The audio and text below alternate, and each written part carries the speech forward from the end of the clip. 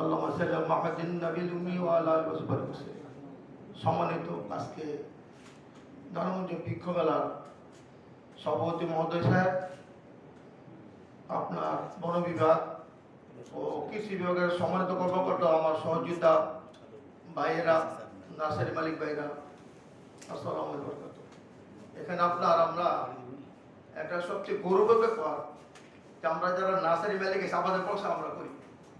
আমরা মুসলমান হিসেবে আমরা জান্নাতে যেতে চাই। যারা আপনি হিন্দু তারা আপনি মনে করেন স্বর্গ, যারা খ্রিস্টান তার প্যারাডাইস বলে, মানে একই সেম কথা। অর্থাৎ আপনি এখানে আপনার জান্নাত, প্যারাডাইস আর মনে করেন আপনার যা স্বর্গ যা কিছু বলি, মূল কথা হল কি বাগান। জান্নাতের মূল কথা হলো ফুল এবং ফলের বাগান। ইনশাআল্লাহ আমরা যারা নার্সারি করি, আমরা নিজের কষ্ট করি, আমরা ফুল এবং ফলের বাগান কইরা আমরা জান্নাতে মেঘে আসছি, আমরা জান্নাতি। অন্য অন্য ব্যবসা আপনার লয় হয়ে আছে, কিন্তু নার্সারি ব্যবসা গাছের ব্যবসা কোনো লয় হয়ে যায়। যেহেতু আপনার নার্সারি ব্যবসা দিলে আপনার গাছের পরে আপনার বিচি হয়, বিচের পর আপনার গাছ হয়। অন্য ব্যবসা আছে কিন্তু আপনার এটা আবাদা অনেক প্রযুক্তি করে এটা স্টক করে। যাক, আপনার আমরা ঢাকায় যেতে হলে আমি আপনার মাননীয় 1000 বছরের শ্রেষ্ঠ বাঙালি বঙ্গবন্ধু শেখ মুজিবুর রহমান সাহেব, আমি একটা ছোট্ট কবি স্যার, উনি আপনার আমাদের থেকে আপনার একটা কুসংস্কার থেকে আপনি দূর করছেন। আমরা ছোটবেলায় জানতাম গাছ লাগাতে আইডল লাগে, মানে একটা বিধি বিধান অন্য লোকের করে রাখছিল, যেমন আপনার নারকেল গাছ, বিভিন্ন মশলা গাছ, ফল গাছ লাগাতে দিত না।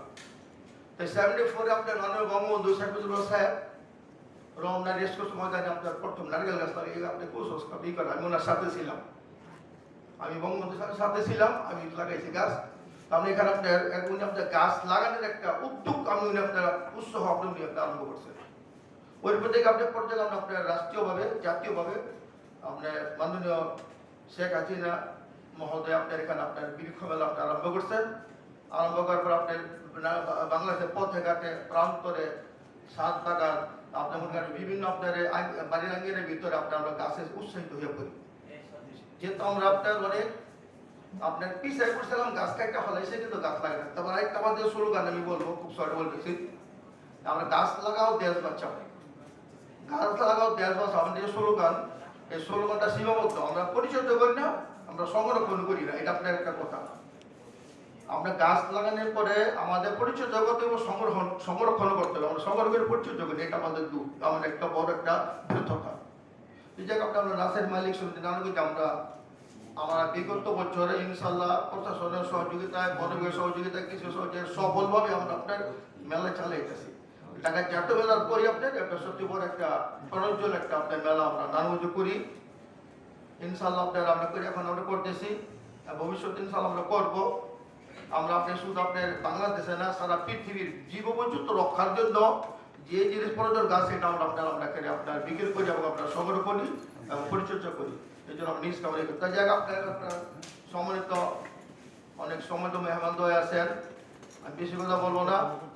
যারা আজকে আপনার যারা পুরস্কৃত হয়েছেন, মানে একটা উৎসাহিত করা পুরস্কৃত হয়েছেন, আপনার কমিটি কর্তৃপক্ষ আপনার এই আপনার করার পরে আপনার পুরস্কার করছেন, এই জন্য আপনার সুন্দরভাবে আপনার গ্রহণ করে নেবেন। যে উপযুক্ত ওই উপযুক্ত পুরস্কৃত করা হয়েছে, এটা কারো দ্বিমত নেই এবং কারো কথা কোনো আপনার দেখছে আপনার দাবি দেওয়া নেই। এই জন্য আমাদেরকে ধন্যবাদ জানাই। আর আপনি বিশেষ করে আমি সরকার আরেকটু অনুরোধ করবো যে স্যার আপনি দয়া করে যদি আপনি আমাদের টাইমটা একটু বাড়াতে 30 তারিখ পর্যন্ত করে দেন, যেহেতু আপনার কাজ চলতেছে, পরিবেশ সরকার চায়। আর সেটা জাতীয় মেলা যেটা আপনার যেহেতু আপনি 6 দিন বাড়া দিলে 30 তারিখ পর্যন্ত আপনার হয়ে গেলে স্যার সুন্দর হয় আর কি। এটা ভালো যাও আপনার বাড়া দিয়ে এটা অনুরোধ। আর আপনার উল্টো মাপ করেন আপনার যাতে সুন্দরভাবে আমরা মেলা চালাতে পারি, এই জন্য আমরা প্রশাসন সহযোগিতা চাই।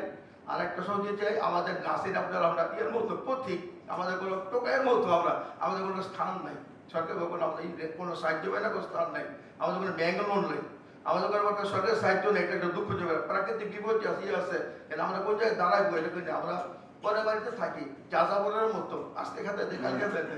কিন্তু আমরা দয়া করে যে প্রশাসনের পক্ষের থেকে সরকার আমাদের একটার জন্য একটা জায়গা যে বরাদ্দ করে আমরা সবাই যেন পাঠন নিতে পারি, বিশেষ করে আমাদের স্যারের কাছে আমাদের অনুরোধ আপনি এটা দয়া করে ব্যবস্থা করে দেবেন এবং আপনার স্মৃতি থাকবো, মাননীয় সভাপতির স্মৃতি থাকবো যে আপনার মাধ্যমে একটা দাসের একটা স্থান পাইছি।